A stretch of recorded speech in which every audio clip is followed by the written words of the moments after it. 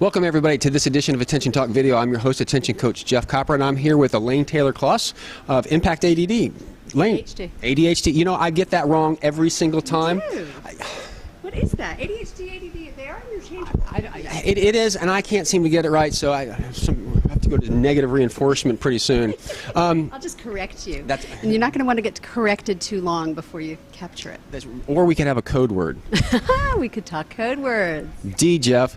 Today, this show is about code words, and can you tell our listeners what when we say code word, what does that mean? Code words are a strategy that you can use in a family to communicate what's happening, what's coming up, or to identify what it is happening. But it's a way to short-circuit a conversation so that everybody is on the same page and can take action really quickly, as opposed to having a long, drawn-out conversation about something. And what would be an example of a code word in your house? We use code words for a lot of things. My favorite is, and the longest-standing one, is broccoli ice cream. When we say broccoli ice cream, that means somebody is hungry, and it usually happens when there's a meltdown starting. Used to be when there was a meltdown fully happening. But we finally figured out to shorten that cycle with the code word. And when somebody says broccoli ice cream, that means everything stops and nobody has any more conversation until somebody gets food. And I'm just visualizing some of those days. I mean, this is good for ADHD families or any family, but that when my 7-year-old was hungry and cranky and stuff, broccoli ice cream, like get food before we get into food. But you know what? It's the same when you're 17 and when you're 27. It's not just little kids. We all get peckish. We get hungry, and we don't realize that we're getting cranky when we're hungry. I like that. You got another one for us? We have another old-standing favorite that's called bubblegum. Bubblegum is the term we use when we want our kids to know that we're about to tell them something that they may not really want to hear, but they know they need to hear it, or we want them to hear it. And so it's sort of the message to stop and take a deep breath, because we're going to tell you something you may not like.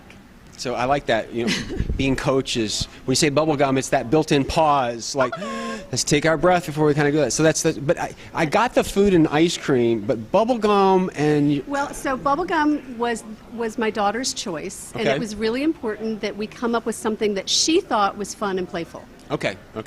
Right? Fun and playful as the antidote to something you don't want to hear.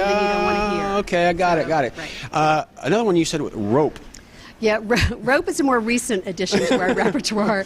Rope is what somebody says when they can feel that they're just at the end of the rope, they're about to lose it.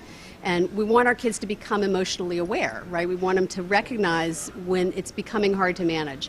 We don't want it to be an excuse, but sometimes being able to say rope lets us know, okay, take a breath, everybody stop.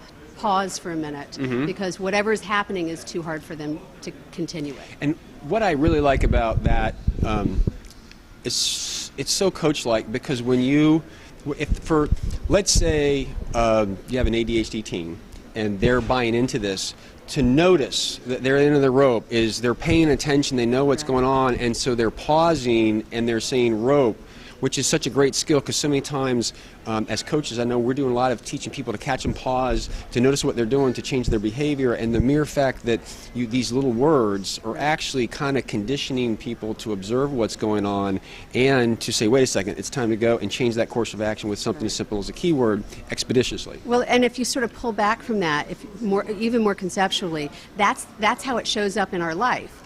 But what we're trying to do, and at Impact ADHD, our whole piece is about, we have to teach our kids that their job is to learn to manage themselves. Yes. It's got to be a conscious front of mind. We want them to understand that's their job, not for us to do for them or ultimately to tell them what or how to do, but we want them to be owning it and taking that responsibility. And what I like about it, it's great. You have the words, you empower them to do exactly what you're talking about. So, Elaine, thank you very much for coming on the show. Always welcome. And for our listeners out there, if you want to learn more, go to impactadhd.com. See, it only took one reminder. That's right.